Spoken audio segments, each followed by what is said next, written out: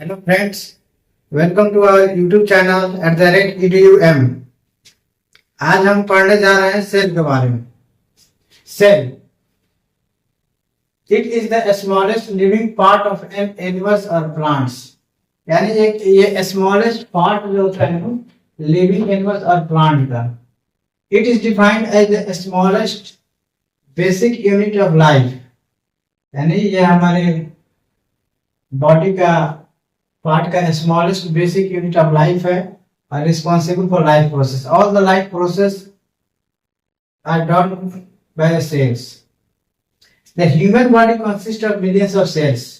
यानी जो हमारा ह्यूमन बॉडी है वो मिलियंस ऑफ सेल्स से बना हुआ है। जैसे ये सेल्स है, इस सेल से फिर ये टिश्यू बनेगा, टिश्यू से ऑर्गन बनेगा, फिर ऑर्गन से ऑर्गन सिस्टम बनेगा, फिर ऑर्गन सिस्टम से बॉडी बनता है। Each cell contain the fluid called the cytoplasm. जितना भी सेल जो होता है वो कंटेन करता है एक fluid like structure inside the cell which called cytoplasm. In cytoplasm, biomolecules are present like lipids, proteins and nucleic acids. Cytoplasm के अंदर जो बायोमोलिक्यूल्स जो प्रेजेंट होते हैं वो lipids, proteins and nucleic acid होते हैं। सेल जो है वो फॉर्म करता है। सबसे लार्जेस्ट सेल जो होता है ह्यूमन में वो होता है फीमेल सेल। फीमेल सेल जो कि ओवम होता है, जो कि हैप्लॉइड होता है और 23 पेयर्स ऑफ क्रोमोसोम होता है। मेल सेल जो होता है वो भी हैप्लॉइड होता है और उसमें भी 23 पेयर्स ऑफ क्रोमोसोम होता है। और जब male and female cell are fused then form zygote. ये जाइगोट बनता है और ये 46 होता है। इन cell first cell form, cell से टिश्यू, टिश्यू से ऑर्गन, ऑर्गन से ऑर्गन सिस्टम,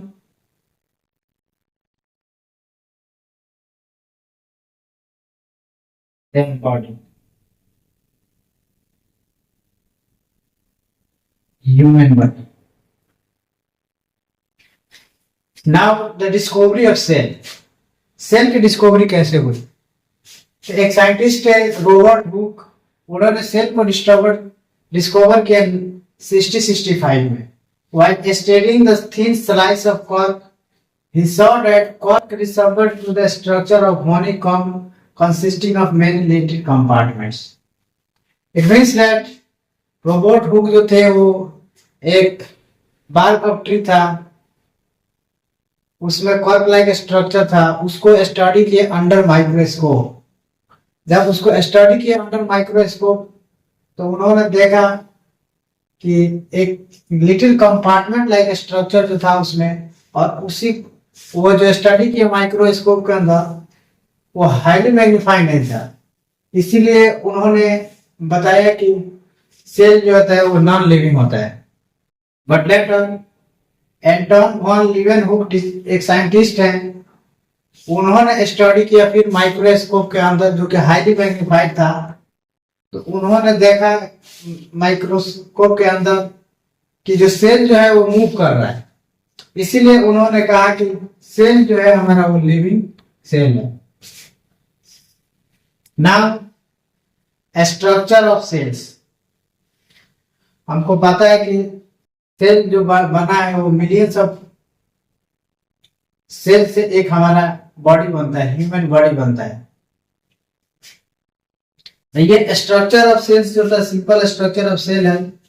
इसमें सेल जो होता है वो कंटेन करता है cytoplasm, plasma membrane, mitochondria, ribosomes, Golgi apparatus, microtubules, smooth endoplasmic reticulum, rough endoplasmic reticulum and nucleus.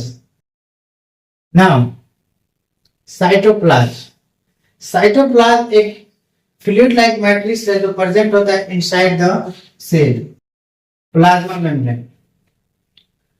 Plasma membrane एक outer covering of the cell होता है, इसको also known as cell membrane. और प्लाज्मा जो है, जैसे ये सेल हो गया, आउटर कवरिंग प्लाज्मा है मेम्ब्रेन, तो ये हेल्प करता है, ऑल्सो प्रोटेक्ट करता है सेल को फ्रॉम आउटसाइड्स। माइटोकॉन्ड्रिया, माइटोकॉन्ड्रिया को हम powerhouse of the cell भी कहते हैं। और mitochondria also provides energy to the cells to survive and the functioning. Ribosomes, ribosomes are present in the cells, or it is an intracellular structure जो made होता है RNA और protein से। और ये साइट होता है ना प्रोटीन सिंथेसिस, यहाँ पे होता है। गोल्गी एपरेटस, गोल्गी एपरेटस को ऑल्सो हम लोग ये कहते हैं कि ये गोल्गी बॉडी है या गोल्गी कॉम्प्लेक्स, और ये रिसीव करता है प्रोटीन को from endoplasmic reticulums. Nucleus, inside nucleus nucleolus is present. Nucleus is covered by nuclear envelope चाहे न्यूक्लियर मेम्ब्रेन, जो प्रोटेक्ट करता है न्यूक्लियर को। जैसे ये न्यूक्लियस हो गया, ये न्यूक्लियर मेम्ब्रेन हो गया, तो यहां से जो है कोई भी सब्सटेंस आउट और इन होता है, ये फैसिलिटेट करता है न्यूक्लियस में। माइक्रोट्यूब्यूल्स, माइक्रोट्यूब्यूल्स एक हॉलो लाइक स्ट्रक्चर है और रॉड लाइक स्ट्रक्चर होता है, जो फाउंड होता है cytoplasm of both plants and animals. Like now a smooth endoplasmic reticulum. A smooth endoplasmic reticulums are present inside the cells, और ये मेम्ब्रेन बाउंड नेटवर्क्स होता है।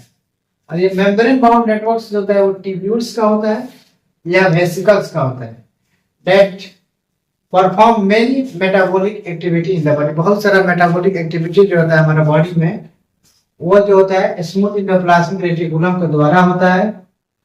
और ये सिंथेसाइज करता है essential lipids like phospholipids and cholesterols. Rough endoplasmic reticulums, rough endoplasmic reticulum एक network of membrane bound flattened cells होता है। इस पर ये डाइकोटन राइबोसोम्स, इनके बॉडी में जो राइबोसोम्स होता है। Now, the types of cell. There are two types of cells: eukaryotic cells and prokaryotic cells. Eukaryotic cells are those cells in which any cells that contain a clearly defined nucleus and membrane-bound organelles. They are called as eukaryotic cells. But prokaryotic cells are unicellular organisms that does not have any membrane-bound nucleus or organelles. Example of eukaryotic cells are plants, animals, fungi, and protist cells. And prokaryotic cells are bacteria and archaea. Nucleus. In eukaryotic cells, nucleus is present and it is membrane-bound, but prokaryotics absent. Cell size. Eukaryotic cells have larger size, but prokaryotic cells there is a small size, less than 5 micrometers. Organism types.